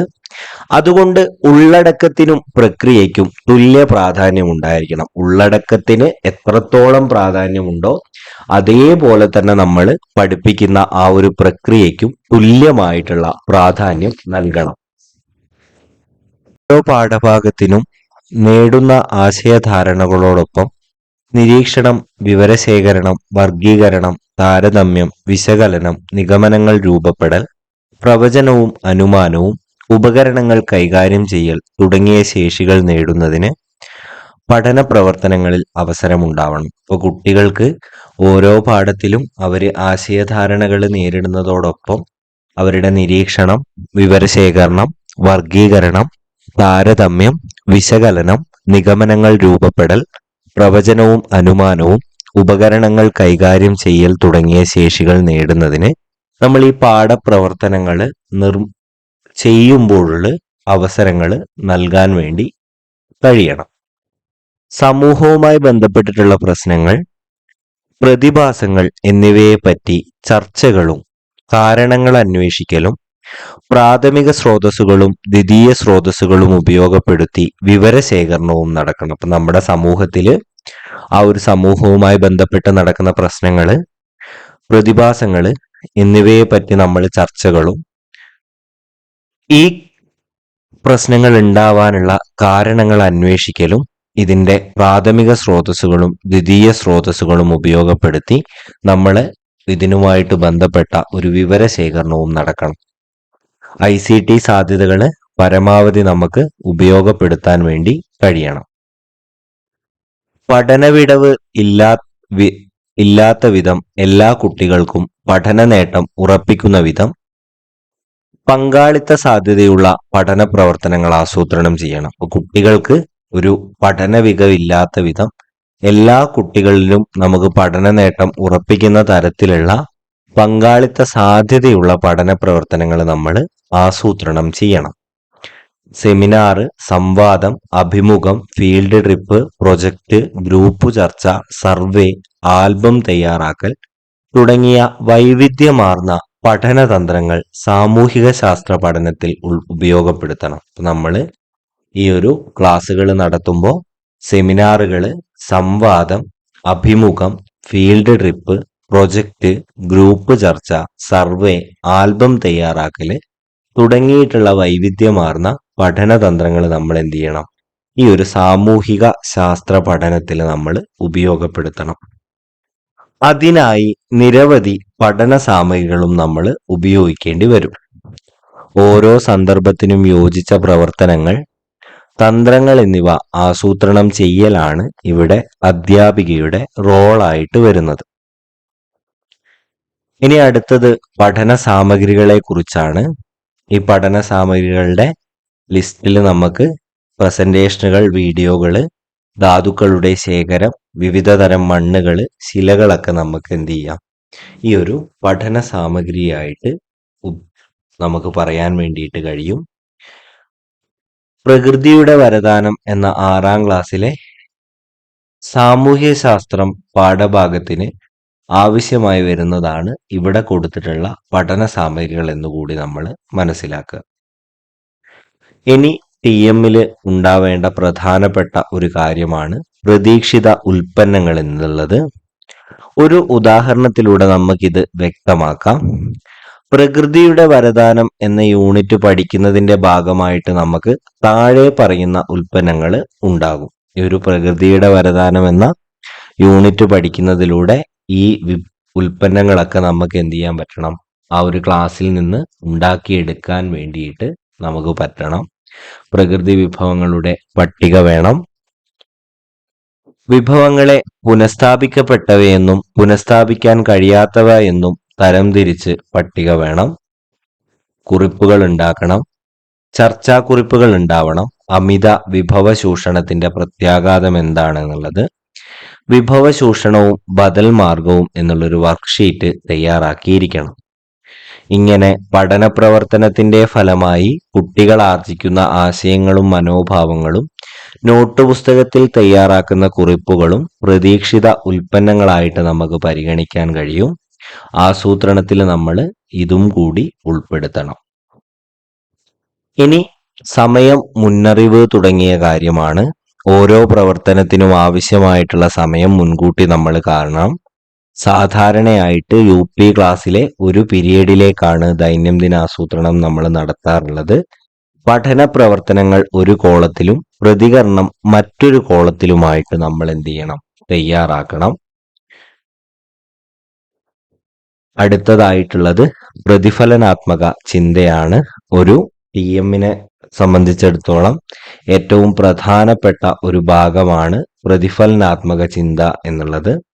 പഠന പ്രവർത്തനങ്ങളുടെ വിലയിരുത്തൽ പേജിൽ ഓരോ ഘട്ടത്തിലും കുട്ടികളുടെ പഠന നേട്ടം, പ്രതികരണം, ആസൂത്രണം ചെയ്ത പ്രവർത്തനത്തിന്റെ അനുയോജ്യത, വരുത്തേണ്ട മാറ്റങ്ങൾ തുടങ്ങിയവയുടെ അടിസ്ഥാനത്തിൽ പഠന പ്രവർത്തനത്തിന് ശേഷം കുറിപ്പെഴുതുന്നതിനെയാണ് പ്രതിഫലനാത്മക ചിന്ത എന്ന് പറയുന്നത്. അപ്പോൾ നമ്മുടെ ഈ ഒരു പഠന പ്രവർത്തനങ്ങൾ കഴിഞ്ഞിട്ടുള്ള കുട്ടികളുടെ പ്രതികരണം, അതിന്റെ ആസൂത്രണം ചെയ്ത പ്രവർത്തനത്തിന്റെ അനുയോജ്യത, വരുത്തേണ്ട മാറ്റങ്ങൾ തുടങ്ങിയവയുടെ അടിസ്ഥാനത്തിൽ നമ്മൾ എന്ത് ചെയ്യണം? ഒരു പഠന പ്രവർത്തനത്തിന് ശേഷം കുറിപ്പ് തയ്യാറാക്കണം. അത് കഴിഞ്ഞ് SRGയിലേക്ക് എന്നുള്ള ഭാഗമാണ്.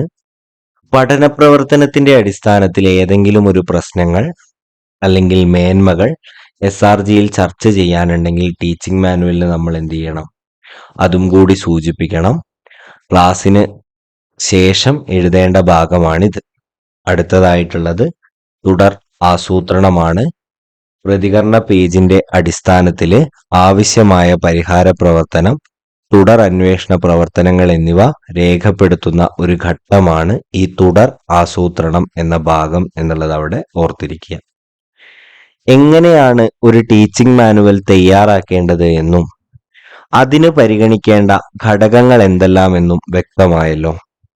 ഇതോടൊപ്പം നൽകിയിട്ടുള്ള മാതൃക കൂടി പരിശോധിക്കാൻ നമ്മളോട് ആവശ്യപ്പെട്ടിട്ടുണ്ട്. അപ്പൊ ഈ 10 കാര്യങ്ങൾ ടീച്ചിങ് മാനുവലിൽ എന്ത് ചെയ്യണം? ടീച്ചിങ് മാനുവലിൽ വേണം.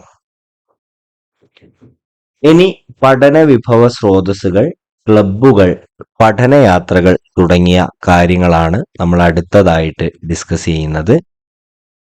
സാമൂഹ്യശാസ്ത്ര പഠനത്തിന് ഉപയോഗിക്കാവുന്ന പഠന സാമഗ്രികളുടെ പട്ടിക പരിശോധിച്ചല്ലോ. ഇവയെല്ലാം വിവിധ പ്രവർത്തനങ്ങളിൽ നമുക്ക് ഉപയോഗിക്കേണ്ടി വരുന്നുണ്ട്. പഠന സാമഗ്രികൾ എളുപ്പത്തിൽ ലഭ്യമാക്കുന്ന തരത്തിൽ സാമൂഹിക ശാസ്ത്ര ലാബ് എല്ലാ വിദ്യാലയങ്ങളിലും ആസൂത്രണം ചെയ്ത് നടപ്പിലാക്കണം. ഇപ്പൊ നമ്മുടെ പഠന സാമഗ്രികൾ എളുപ്പത്തിൽ ലഭ്യമാക്കുന്ന തരത്തിൽ സാമൂഹ്യ ശാസ്ത്ര ലാബ് എല്ലാ വിദ്യാലയത്തിലും നമ്മൾ എന്ത് ചെയ്യണം? ആസൂത്രണം ചെയ്ത് നടപ്പിലാക്കണം. പഠന സാമഗ്രികൾ സൂക്ഷിച്ചു വെക്കാൻ വേണ്ടി മാത്രമല്ല, പഠനത്തിന്റെ ഭാഗമായി ചില പരീക്ഷണ പ്രവർത്തനങ്ങളിലും ഏർപ്പെടേണ്ടി വരും. അപ്പൊ നമ്മൾ ഈ ഒരു സാമൂഹിക ശാസ്ത്ര ലാബ് എന്നുള്ളത് പഠന സാമഗ്രികൾ സൂക്ഷിച്ചു വെക്കാനുള്ള ഒരിടമായിട്ട് മാത്രമല്ല, പഠനത്തിന്റെ ഭാഗമായി ചില പരീക്ഷണ പ്രവർത്തനങ്ങളിലും ഏർപ്പെടേണ്ടി വരുന്നത് കൊണ്ട് തന്നെ അതിനു വേണ്ടി കൂടെ ഈ ഒരു സാമൂഹിക ശാസ്ത്ര ലാബ് നമുക്ക് ഉപയോഗിക്കാൻ വേണ്ടി കഴിയണം. ഇതിനുള്ള വേദിയാകണം സാമൂഹ്യ ശാസ്ത്ര ലാബ്. ഭൂമിയുടെ ഭ്രമണം, പരിക്രമണം, ചന്ദ്രന്റെ ഭ്രമണം, പരിക്രമണം, കാറ്റിന്റെ ഗതി, കാറ്റിന്റെ വേഗത അളക്കൽ, മഴയളക്കൽ, താപനില, ആർദ്രത, മർദ്ദം നിർണയിക്കൽ തുടങ്ങി ഒട്ടേറെ പ്രവർത്തനങ്ങൾക്കുള്ള സൗകര്യം എന്ത് ചെയ്യണം, നമ്മുടെ ഈ ലാബിൽ ഉണ്ടാവണം എന്നുള്ള കാര്യം കൂടി അവിടെ ഓർത്തിരിക്കുക. ചരിത്ര പഠനത്തിന്റെ ഭാഗമായി ചരിത്രരേഖകള്, ഉപകരണങ്ങള്, ചിത്രങ്ങള് തുടങ്ങിയവയുടെ ശേഖരം ഒരുക്കേണ്ടതുണ്ട്. അപ്പൊ നമ്മുടെ ഒരു ചരിത്ര പഠനത്തിന്റെ ഭാഗമായിട്ട് ചരിത്രരേഖകള്, ഉപകരണങ്ങള്, ചിത്രങ്ങള് തുടങ്ങിയവയുടെ ശേഖരങ്ങൾ നമ്മൾ ഒരുക്കണം.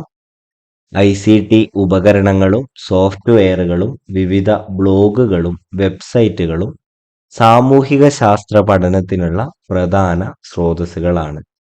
ഈ ICT ഉപകരണങ്ങളും അതേപോലെ തന്നെ വ്യത്യസ്ത സോഫ്റ്റ്വെയറും വിവിധ ബ്ലോഗുകളും വെബ്സൈറ്റുകളും സാമൂഹ്യശാസ്ത്ര പഠനത്തിനുള്ള പ്രധാന സ്രോതസ്സായിട്ട് നമുക്ക് പരിഗണിക്കാൻ പറ്റും. സാമൂഹ്യശാസ്ത്ര പഠനത്തിന് മനുഷ്യവിഭവങ്ങൾ, ചരിത്ര സ്മാരകങ്ങൾ, സ്ഥാപനങ്ങൾ, ഭൂമിശാസ്ത്രപരമായി പ്രാധാന്യമുള്ള സ്ഥലങ്ങൾ തുടങ്ങിയവ പ്രധാന സ്രോതസ്സുകളാണ്. നമ്മുടെ ഈ ഒരു സാമൂഹ്യശാസ്ത്ര പഠനത്തിന് വേണ്ടിയിട്ട് മനുഷ്യവിഭവങ്ങള്, ചരിത്ര സ്മാരകങ്ങള്, സ്ഥാപനങ്ങള്, ഭൂമിശാസ്ത്രപരമായി പ്രാധാന്യമുള്ള സ്ഥലങ്ങള് തുടങ്ങിയവയൊക്കെ തന്നെ പ്രധാനപ്പെട്ട സ്രോതസ്സുകളാണ്. ത്രിതല പഞ്ചായത്ത് സംവിധാനങ്ങളെക്കുറിച്ച് ഒരഭിമുഖം നടത്തുന്നതിന് തദ്ദേശ സ്വയംഭരണ സ്ഥാപനത്തിലേക്ക് ഒരു യാത്ര നടത്തുകയും അഭിമുഖം നടത്തുകയും ചെയ്യുന്നതാണ് നേരനുഭവം ലഭിക്കാൻ പറ്റിയ ഏറ്റവും നല്ല പഠനതന്ത്രം. അപ്പൊ നമ്മള് ഒരു ത്രിതല ഗ്രാമപഞ്ചായത്ത് സംവിധാനങ്ങളെ കുറിച്ച് ഒരു അഭിമുഖം നടത്തുന്നതിന് വേണ്ടിയിട്ട് ഏറ്റവും നന്നായി നമുക്ക് ചെയ്യാൻ കഴിയുന്നത് തദ്ദേശ സ്വയംഭരണ സ്ഥാപനത്തിലേക്ക് ഒരു യാത്ര നടത്തുകയും അഭിമുഖം നടത്തുകയും ചെയ്യുന്നതാണ്. ചരിത്ര സ്മാരകങ്ങൾ സന്ദർശിക്കുന്നതിലൂടെ ചരിത്ര സംഭവങ്ങളെക്കുറിച്ച് നേരിട്ട് മനസ്സിലാക്കാൻ വേണ്ടി നമുക്ക് കഴിയും. നീതിന്യായ വ്യവസ്ഥയെക്കുറിച്ച് മനസ്സിലാക്കാൻ കോടതി സന്ദർശനമാണ് ഏറ്റവും യോജിച്ചിട്ടുള്ള തന്ത്രം. ഇതുപോലെ പ്രാഥമിക സ്രോതസ്സുകൾ ലഭ്യമല്ലാത്ത സന്ദർഭങ്ങളിൽ ദ്വിതീയ സ്രോതസ്സുകളായിട്ടുള്ള പുസ്തകങ്ങള്, ചിത്രങ്ങള്, വീഡിയോകള് തുടങ്ങിയവയൊക്കെ നമുക്ക് എന്ത് ചെയ്യാം, ഉപയോഗപ്പെടുത്താം. ഇത്തരം സന്ദർഭങ്ങളിലും സാമൂഹ്യശാസ്ത്ര ക്ലബിന് എന്തുണ്ട്, ഒരു പ്രധാനപ്പെട്ട പങ്ക് വഹിക്കാനുണ്ട് എന്നുള്ളത് അവിടെ നമ്മൾ എന്ത് ചെയ്യാം, തിരിച്ചറിയാം. ക്ലാസുകളുടെയും കുട്ടികളുടെയും എണ്ണത്തിനനുസരിച്ച് എല്ലാവർക്കും പ്രാതിനിധ്യം ലഭിക്കുന്ന തരത്തിൽ 25 മുതൽ 50 വരെ കുട്ടികളെ ഉൾപ്പെടുത്തിക്കൊണ്ട് എല്ലാ വർഷവും രൂപീകരിക്കേണ്ടതാണ് സാമൂഹ്യശാസ്ത്ര ക്യാമ്പ്. അപ്പൊ നമ്മുടെ കുട്ടികളുടെ ഒരെണ്ണത്തിനനുസരിച്ച് കൊണ്ട് എല്ലാ കുട്ടികൾക്കും പ്രാതിനിധ്യം ലഭിക്കുന്ന തരത്തിൽ 25 മുതൽ 50 വരെ കുട്ടികളെ ഉൾപ്പെടുത്തിക്കൊണ്ട് നമ്മൾ എല്ലാ വർഷവും ഈ ഒരു സാമൂഹ്യശാസ്ത്ര ക്യാമ്പ് രൂപീകരിക്കണം. ദിനാചരണങ്ങള്, ഫീൽഡ് ട്രിപ്പുകൾ തുടങ്ങിയവ ക്ലബിന്റെ നേതൃത്വത്തിൽ എന്ത് ചെയ്യാം, നമുക്ക് സംഘടിപ്പിക്കാം. ഗവൺമെന്റ് സ്പോൺസർ ചെയ്യുന്നതും സാമ്പത്തിക സഹായം ലഭ്യമാക്കുന്നതുമായിട്ടുള്ള ധാരാളം ക്ലബ്ബുകൾ ഇന്ന് നിലവിലുണ്ട്. ഇവ അന്വേഷിച്ച് പട്ടിക പൂർത്തിയാക്കാൻ വേണ്ടി പറഞ്ഞിട്ടുണ്ട്. ഇതില് പാർലമെന്ററി ക്ലബ്ബ്, പരിസ്ഥിതി ക്ലബ്ബ്, ലഹരി വിരുദ്ധ ക്ലബ്ബ്, റോഡ് സുരക്ഷാ ക്ലബ്ബ്, ഹരിത ക്ലബ്ബ് തുടങ്ങിയവ പ്രധാനപ്പെട്ടതാണ്. ഇനി സാമൂഹ്യശാസ്ത്ര പ്രദർശനങ്ങളെ കുറിച്ചാണ് നമുക്ക് പറയാനുള്ളത്. പഠനത്തിന്റെ ഭാഗമായി വിവിധ പ്രദർശനങ്ങളും മത്സരങ്ങളും വിദ്യാഭ്യാസ വകുപ്പ് നിർദ്ദേശമനുസരിച്ച് വർഷം തോറും സ്കൂൾ, ഉപജില്ലാ, ജില്ലാ, സംസ്ഥാന തലത്തിൽ മേളകളായി നടക്കാറുള്ളത് അറിയാമല്ലോ. നമ്മുടെ പഠനത്തിന്റെ ഭാഗമായിട്ട് വിവിധ, അതായത് ശാസ്ത്ര, ഗണിത, സാമൂഹ്യശാസ്ത്ര പ്രവൃത്തി പരിചയ പ്രദർശനങ്ങളും മത്സരങ്ങളും വിദ്യാഭ്യാസ വകുപ്പ് നിർദ്ദേശമനുസരിച്ച് നമ്മുടെ വർഷം തോറും ഉപജില്ല, ജില്ല, സംസ്ഥാന തലത്തിൽ മേളകളായി നടക്കാറുണ്ട്. വിദ്യാർത്ഥികളുടെ കഴിവുകൾ തെളിയിക്കാൻ പറ്റിയിട്ടുള്ള അവസരങ്ങളാണ് ഇവ. സാമൂഹ്യശാസ്ത്ര ക്ലബിന്റെയും അസോസിയേഷന്റെയും നേതൃത്വത്തിൽ LP, UP, HSS എന്നീ 4 തലങ്ങളിലും നടന്നു വരുന്നുണ്ട് ഈ മത്സരങ്ങൾ. എന്തെല്ലാം മത്സരങ്ങളാണ് സംഘടിപ്പിക്കുന്നത് എന്ന് ചോദിച്ചിട്ടുണ്ടെങ്കിൽ ലോവർ പ്രൈമറി തലത്തിൽ ശേഖരണം, മാതൃകകൾ, ചാർട്ടുകൾ എന്നിവയാണ് ഉള്ളത്. അപ്പർ പ്രൈമറി തലത്തിൽ വർക്കിംഗ് മോഡല്, സ്റ്റിൽ മോഡല്, പ്രസംഗ മത്സരം, ക്വിസ് മത്സരം എന്നിവയാണുള്ളത്. ഹൈസ്കൂൾ ഹയർ സെക്കൻഡറി വിഭാഗത്തിന് മേൽപ്പറഞ്ഞ 4 ഇനങ്ങൾക്ക് പുറമെ അറ്റ്ലസ് നിർമ്മാണം, പ്രാദേശിക ചരിത്ര നിർമ്മാണം എന്നീ ഇനങ്ങൾ കൂടി ഉൾപ്പെടുത്തിയതായിട്ട് നമുക്ക് കാണാൻ വേണ്ടിയിട്ട് കഴിയും. ഇത്തരം മത്സരങ്ങൾക്ക് കുട്ടികളെ തയ്യാറാക്കുകയും മത്സരത്തിന്റെ വിവിധ തലങ്ങളിൽ പങ്കെടുപ്പിക്കുകയും വേണം. ഇവയും വിദ്യാലയ പ്രവർത്തനത്തിന്റെ കലണ്ടറിൽ നമ്മൾ ഉൾപ്പെടുത്തേണ്ടതാണ് എന്നുള്ളത് അവിടെ മറന്നു പോവാതിരിക്കുക.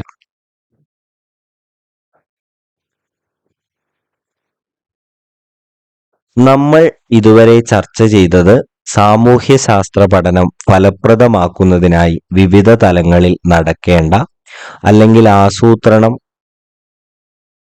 പ്രക്രിയകളും അതിനായി പരിഗണിക്കേണ്ട വിവിധങ്ങളായിട്ടുള്ള ഘടകങ്ങളുമാണ്. സ്കൂൾ അനുഭവ പരിപാടിക്ക് മുമ്പ് ഇത്തരം ആസൂത്രണ ഘട്ടത്തിലൂടെ നമ്മൾ കടന്നു പോവുകയും ബോധനശാസ്ത്രപരമായ അപഗ്രഥനം, സൂക്ഷ്മതല ആസൂത്രണം, പഠനോപകരണങ്ങളുടെയും സാമഗ്രികളുടെയും ലഭ്യതയും ഉപയോഗവും തുടങ്ങിയ മേഖലകളിൽ പ്രായോഗിക ധാരണകൾ ആർജിക്കേണ്ടതുണ്ട്. അപ്പൊ നമ്മൾ ഒരു ഇന്റേൺഷിപ്പിന് പോകുന്നതിന് മുമ്പ് ഈ ഒരു ബോധനശാസ്ത്രപരമായിട്ടുള്ള അപഗ്രഥനം, സൂക്ഷ്മതലത്തിലുള്ള ആസൂത്രണം, പഠനോപകരണങ്ങളുടെയും സാമഗ്രികളുടെയും ലഭ്യതയും ഉപയോഗവും തുടങ്ങിയ മേഖലകളിലൊക്കെ നമ്മൾ എന്ത് ചെയ്യണം? പ്രായോഗിക ധാരണകൾ ആർജിക്കണം എന്നുള്ളത് തിരിച്ചറിയാം. ഈ യൂണിറ്റിലൂടെ ചർച്ച ചെയ്തിട്ടുള്ള പ്രധാന ആശയങ്ങൾ താഴെ പറയുന്നവയാണ്. ഇതിനെക്കുറിച്ചൊക്കെ ഒരു സാമാന്യമായ ധാരണ ഈ ഒരു യൂണിറ്റ് പഠിച്ചു കഴിഞ്ഞാൽ നിങ്ങൾക്ക് കിട്ടുന്നുണ്ടോ എന്ന് നിങ്ങൾ സ്വയം ഒന്ന് പരിശോധിക്കുക. അതിനുശേഷം ഇവിടെ 2 അനുബന്ധങ്ങൾ കൊടുത്തിട്ടുണ്ട്. യൂണിറ്റ് ആസൂത്രണം നമ്മൾ സ്ഥിരമായിട്ട് ചെയ്യുന്നത് പോലെ ഈ പറയുന്ന കാര്യങ്ങളൊക്കെ നമ്മൾ എന്ത് ചെയ്യണം? ഈ ഒരു യൂണിറ്റ് ആസൂത്രണത്തിൽ നമ്മൾ ഉൾപ്പെടുത്തണം. എന്നിട്ട് പട്ടിക തിരിച്ച് പട്ടികയിൽ തരത്തിലുള്ള ആശയങ്ങൾ, പഠന പ്രവർത്തനങ്ങൾ, പഠന സാമഗ്രികൾ, പ്രതീക്ഷിത ഉൽപ്പന്നം, വിലയിരുത്തൽ തുടങ്ങിയ കാര്യങ്ങളൊക്കെ നമ്മൾ എന്ത് ചെയ്യണം? കൃത്യമായിട്ട് പട്ടികപ്പെടുത്തണം. ഇനി ദൈനംദിന ആസൂത്രണത്തിൽ കൊടുത്തിട്ടുണ്ട് പ്രാഥമിക വിവരങ്ങൾ. നമ്മൾ ആ ഒരു ടെക്സ്റ്റ് ബുക്കിൽ നേരത്തെ പറഞ്ഞിട്ടുള്ള 10 കാര്യങ്ങളും ഇവിടെ ഉൾപ്പെടുത്തിയിട്ടുണ്ട്. പിന്നെ പാർട്ട് സിയിൽ പഠന പ്രവർത്തനങ്ങൾ, വിലയിരുത്തൽ, അവ എന്ത് ചെയ്യാം? കൃത്യമായിട്ട് രേഖപ്പെടുത്തിക്കൊണ്ട് നമ്മളൊരു ഉചിതമായിട്ടുള്ള ടീച്ചിങ് മാനുവൽ വിദ്യാർത്ഥികൾക്ക് വേണ്ടി നമുക്ക് സ്വയം വേണ്ടിയിട്ട് നമ്മൾ എന്ത് ചെയ്യുക? തയ്യാറാക്കുക, തുടർ പ്രവർത്തനം കൊടുക്കുക. അതേപോലെ അധ്യാപികയുടെ പേരും ഒപ്പും ഇടുക. നമ്മുടെ മെന്റർ ടീച്ചറുടെ ഒപ്പ് വേണം. പ്രതിഫലനാത്മക ചിന്ത അതെങ്ങനെയായിരിക്കണം? പഠന നേട്ടം ആർജിച്ചോ, പഠനതന്ത്രത്തിന്റെ ഫലപ്രാപ്തി നേടിയോ, നൽകിയ സഹായം എന്നിവയെ അടിസ്ഥാനമാക്കി കുറിപ്പുകൾ. അതിനുശേഷം പ്രതിഫലനാത്മക കുറിപ്പുകൾ ഉണ്ടാവണം. ഇതിൽ CE ക്രോഡീകരണ സാധ്യതകൾ, തുടരാസൂത്രണത്തിന് SRGയിലേക്ക് തുടങ്ങിയവ പരിഗണിച്ചുകൊണ്ടുള്ള കുറിപ്പുകളും വേണം. ഇത്രയും കാര്യങ്ങളാണ് ഈ ഒരു യൂണിറ്റിൽ നമ്മൾ പറയുന്നത്. അടുത്ത യൂണിറ്റുമായിട്ട് നമുക്ക് ഉടനെ കാണാം. നിങ്ങളുടെ വിലയേറിയ അഭിപ്രായങ്ങൾ നിങ്ങൾ കമന്റ് ബോക്സിൽ രേഖപ്പെടുത്തുക. ചാനലിൽ വീഡിയോകൾ ഇഷ്ടപ്പെടുന്നുണ്ടെങ്കിൽ വീഡിയോ ലൈക്ക് ചെയ്യുക, ഒന്ന് സബ്സ്ക്രൈബ് ചെയ്യുകയും കൂടെ ചെയ്യുക. നിങ്ങളുടെ കൂട്ടുകാർക്ക് ഈ വീഡിയോ ഷെയർ ചെയ്തും കൂടെ കൊടുക്കുക. അടുത്ത ഒരു വീഡിയോയുമായിട്ട് വരുന്നത് വരെ thank you and have A nice day.